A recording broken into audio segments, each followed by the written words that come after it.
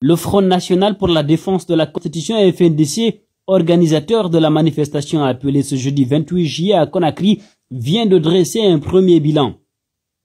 Alors que le chef des armées, le colonel Sadiba Koulibaly, a annoncé mercredi la consignation de l'armée dans les garnisons, le mouvement citoyen a accusé les autorités d'avoir décidé de déployer l'armée sur les différents axes de Conakry à Dubreka et Koya pour empêcher tout regroupement. À la suite de la réunion tenue à l'état-major général des armées hier mercredi, regroupement des membres du CNRD et du gouvernement, la décision a été prise de déployer l'armée sur les différents axes de Conakry à Dubreka et Koya de 20h à 6h du matin à l'effet d'empêcher tout regroupement. Un message radio a été passé aux forces de défense et de sécurité, soutient le FNDC. C'est dans ce cadre, selon le FNDC, que des militaires armés du groupement d'intervention rapide du camp Kwame et le bataillon autonome des troupes aéroportées Bata ont pris d'assaut la route Le Prince et l'autoroute accompagnée de personnes habillées en tenue civile. Il souligne que les tirs à balles réelles entendus dans la nuit du mercredi à jeudi dans les quartiers tout au long de la route Le Prince et de l'autoroute sont le fait de ces éléments des forces armées guinéennes. Le bilan provisoire de cette opération de ces éléments de l'armée à la solde du CNRD fait état de 2 blessés, dont une femme qui a reçu au niveau de son pied, expliquent les organisateurs de la manifestation qui dénoncent aussi une dégradation de la connexion Internet vers 21h20 dans la nuit du mercredi 27 juillet 2022. Ce n'est pas tout, selon le FNDC à 5h du matin de ce jeudi 28 juillet, la police et la gendarmerie ont été déployés avec des personnes civiles en appui tout au long de l'itinéraire de la marche à l'autoroute Fidel Castro sur la route Le Prince et la corniche de Taoya-Sonfonia pour empêcher les citoyens de rejoindre le point de regroupement de la marche pacifique à la tannerie. Pendant ce temps, il est 9h et la manifestation continue.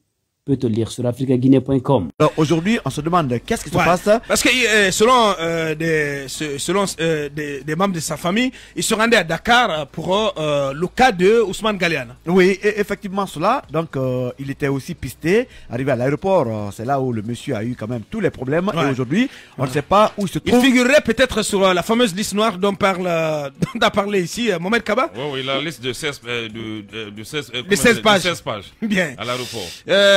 On va essayer d'appeler dans un instant son avocat, maître Salifou Biavogui. D'ici là, quand même, c'est assez curieux ce qui s'est passé en ce qui concerne cet opérateur économique. Abakar, pourquoi figurerait-il sur une liste à l'aéroport? Parce qu'en général, c'est ceux, les hauts cadres, les anciens hauts cadres notamment, ou ceux qui pourraient être concernés par des questions politiques qui sont concernés par ces ou des questions de détournement.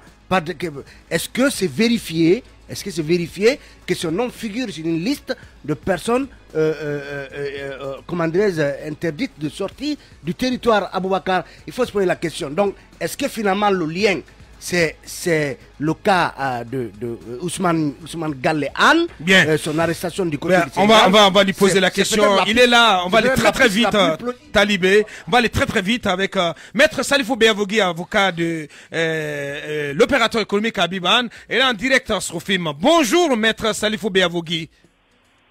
Bonjour, M. Diallo. Bienvenue sur notre antenne. Que sait-on des conditions dans lesquelles votre client Abiban a été, je ne vais pas dire arrêté, mais a été empêché de voyager? Où se trouve-t-il selon les informations en votre possession? Je vous remercie. Aujourd'hui, c'est la tristesse et la désolation, tant au sein de sa famille biologique que de ses proches, ainsi que son avocat que je suis.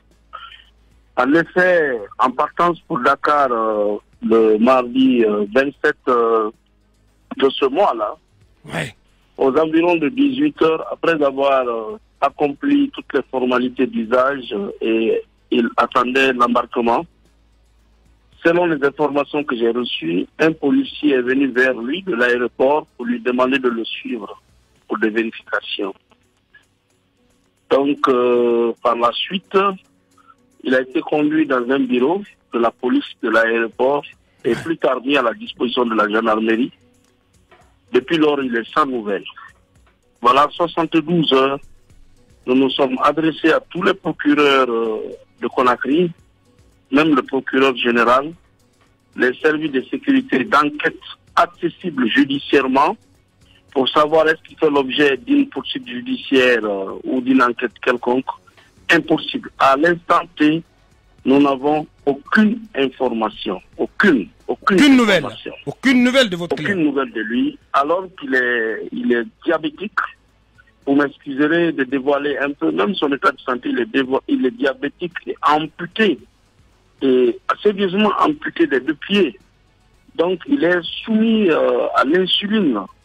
Alors aujourd'hui, on ne sait pas quel est son état, on ne sait pas où il est retenu, pourquoi. Vraiment, c'est traumatisant. En fait, c'est traumatisant. Ouais, c'est assez traumatisant, assez bouleversant pour sa famille. Oui, Maître, puisque vous dites que il a été, en tout cas, pris par des agents, finalement, de la gendarmerie, après avoir été sorti de la salle d'attente par un policier, vous pouvez quand même peut-être confirmer qu'il se trouve entre les mains de la gendarmerie. Bon, une chose est claire, c'est à partir de l'aéroport qu'il a disparu. Et à l'instant T, nous sommes en train, hier déjà, on s'était adressé à M. le procureur général par un courrier, mais qui malheureusement n'a pas encore donné les résultats que nous recherchons, à savoir d'abord sa localisation et le pourquoi maintenant. Donc à l'instant T, nous sommes en train de prendre d'autres dispositions qui vont vraiment dans le sens d'une poursuite judiciaire contre certains responsables de l'aéroport pour arrestation arbitraire et séquestration. Et nous pensons que cette autre formule va aboutir. Parce qu'on ne peut pas enlever un opérateur économique, un citoyen, n'importe lequel, et le séquestrer sans procédure, sans information, rien. Oui, maître, ce que je voudrais savoir, est-ce qu'une interdiction de sortie du territoire devrait être signifiée, en tout cas aux citoyens, avant de se faire voir arrêter à l'aéroport? Je vous remercie. Vous savez, les mauvaises habitudes ont la vie dure. Bon, évidemment, cela n'a pas commencé par M. Habib Anne, c'est devenu rituel, d'ailleurs, s'il faut dire, à l'aéroport. Et nous nous battons contre ces mauvaises pratiques. Un citoyen qui se prépare, qui fait sa valise, qui a déjà un calendrier, qui a un rendez-vous, qui paye le billet, qui fait toutes les formalités, qui prépare sa provision et vient tranquillement à l'aéroport pour sortir. On lui dit non, vous ne pouvez pas sortir. Et généralement, on ne lui signifie même pas la décision qu'il a. On dit non, vous ne pouvez pas sortir, retournez. Mais nous sommes dans quel pays? On a vu ça. Nous sommes dans quel droit? Et l'interdiction de sortie du territoire est soit administrative ou judiciaire. Et cette interdiction de sortie est susceptible de recours devant l'autorité qui a décidé ainsi. Cela va du respect des droits de la personne, des libertés individuelles, de la liberté d'aller et de venir. Mais ici, on ne vous notifie rien, on vous empêche. Mais c'est devenu même une habitude. Et ça ne date pas d'aujourd'hui. Il y a d'autres personnalités, pas des moindres, qui étaient dans la même situation. Il a fallu attendre le 5 septembre pour que ces personnalités-là puissent même obtenir leur passeport et leur visa et puissent voyager. Donc il faut que cela s'arrête. Quand une personne est interdite de sortir du territoire, la moindre des choses, c'est de la lui signifier l'interdiction. Qu'elle ne se prépare pas, qu'elle ne vienne pas à l'aéroport, être humiliée de la sorte et éventuellement que la personne puisse contester les motifs qui font qu'il est empêché. Mais vous pensez que si mon client Habib était au courant qu'il ne devait pas sortir du territoire et que d'ailleurs il devait être conduit vers une destination inconnue, mais il n'allait pas il n'allait pas bouger. Et il faisait un aller-retour derrière Conakry-Dakar et devait revenir le mercredi. Donc tout cela, vraiment, n'est pas de nature à conforter l'état de droit que nous sommes en train d'ambitionner pour notre pays. Dernière question. Maître Salif, mais Monsieur Anne est aussi le vice-président du patronat. Est-ce que depuis, vous avez été contacté par le patronat guinéen pour peut-être savoir ce qu'il en est ou sans doute vous donner quelques informations? La Confédération Générale des Entreprises de Guinée. Bon, c'est ce qui fait même mon étonnement. C'est une personnalité de ce pays, en dehors de sa famille et de son avocat qui s'inquiète. Je n'ai pas vu une autre inquiétude alors que il fait partie du monde des affaires. Il est vice-président de la CGJ, plutôt. Voilà, c'est compliqué.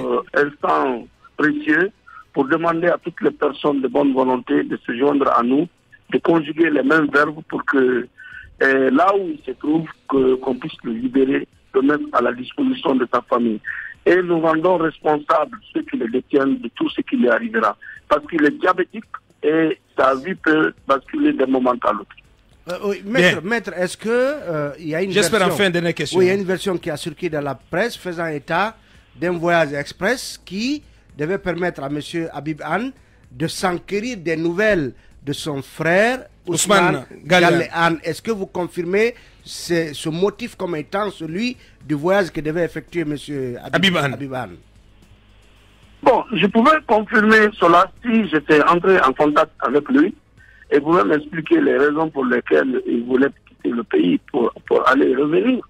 Mais comme tout le monde, j'ai été contacté à l'instant T à 18h15 le mardi passé pour dire qu'il est entre les mains de la police. Et d'habitude, quand une personne est entre les mains de la police à l'aéroport, on récupère le passeport, on lui dit bon, il faut rentrer, vous ne pouvez pas sortir. C'est une contravention, en un mot d'ailleurs. Quand vous voulez franchir les frontières et vous êtes interdite à personne, c'est une contravention. On vous dit retournez. On n'a même pas besoin de vous priver de votre liberté pour une minute. Donc je ne suis pas au courant des motifs pour lesquels, en fait, ce que je sais, il m'a été dit que c'est pour raison de famille. Je ne saurais en dire plus. Ouais. Enfin, qu'est-ce que vous craignez pour votre client? Sa vie. Je crains sa vie. Il est malade, il est diabétique et son diabète est très sévère. Donc ceux qui le détiennent n'ont qu'à savoir qu'ils sont en train de prendre d'énormes risques. Voilà, parce que il est malade. Ça, c'est une réalité. Il est malade et il fait un diabète très sévère. Bien. Parce qu'il a accès à ces produits là où il est. Ça, je ne pense pas. Parce que c'est extrajudiciaire. Je me rends compte que c'est extrajudiciaire. Parce que aucun procureur de Conakry n'a pu nous dire. Ouais.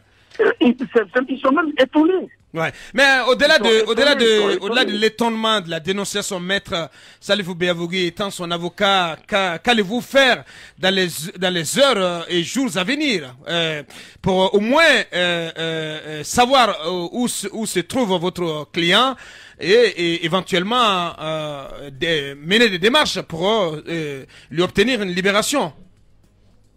Nous ne passerons pas par 4 chemins. C'est à l'aéroport, il a été interpellé. Le commissaire central de l'aéroport viendra nous dire où il se trouve, ainsi que la gendarmerie